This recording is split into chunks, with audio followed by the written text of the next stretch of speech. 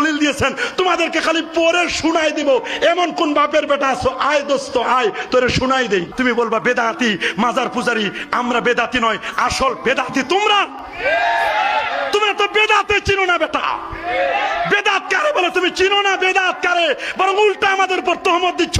যারা বেদাতি তারাই আমাদেরকে উল্টা বেদাতি তহমত দিচ্ছে।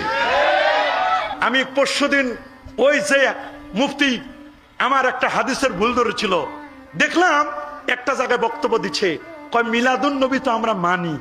এখন দেখলাম আস্তে আস্তে করে আইতেছে, কয় মানি, কিন্তু কাইফিয়তটা, পদ্ধতিটা কেমন হবে, এটা আমরা নবীর পদ্ধতিতে করব, সাহাবীর পদ্ধতিতে করব, তাবে তাবিন যেভাবে ঈদে মিলাদুন নবী পালন করছে ওইটা করব। বলে বেশ ভালো কথা। তুমি আমি কেউ নবীর যুগে ছিলাম? সাহাবীর যুগে, তাবির যুগে, তাবে তাবিনদের যুগে ছিলাম না। উনারা বলে দিয়েছেন মিলাদুন নবীটা কেমন করে হবে।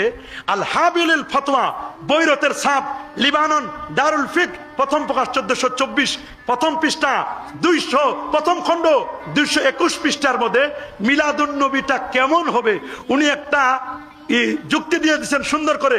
উনি একটা রূপটা দিয়েছেন, হুয়া ইজতিমাউন নাস ওয়া কিরাআতু মা তায়াসসারা মিনাল কুরআন ওয়া রিওয়ায়াতুল আখবার আল ওয়ারিদা ফি মাবদা আমরিন নবী সাল্লাল্লাহু আলাইহি ওয়াসাল্লাম ওয়া মা ওয়াকা ফি মাউলিদিহি মিনাল আয়াত। তিনি বলেছেন মিলাদুন নবীর রূপটা কেমন? কোরআন মাজিদ হতে কিছু তেলাওয়াত করা। আমরা যখন মিলাদুন নবী উদযাপন করি, আমরা কি কোরআন মাজিদ থেকে তেলাওয়াত হয়েছে না? কথা বলেন হয় না? মা কানা মুহাম্মাদুন আবা আহাদিম মির রিজালিকুম, কি তেলাওয়াত হয়? সূরা ফালাক নাস হয়, সূরা ইখলাস হয়, এগুলো তেলাওয়াত হয়। নবীর প্রতি বেশি বেশি দরুদ এবং সালাম পড়া। 3 কাসিদা এবং নাতে রাসূল পড়া। 4 নাত সন্ধ্যা করা। 5 অধিক পরিমাণে সিরাত পাঠ করা। 6 দান সদকা করা। 7 মিলাদ মাহফিল করা। 8 কুইজ প্রতিযোগিতার আয়োজন করা। 9 সেমিনার সিম্পোজিয়াম মাহফিলের আয়োজন করা।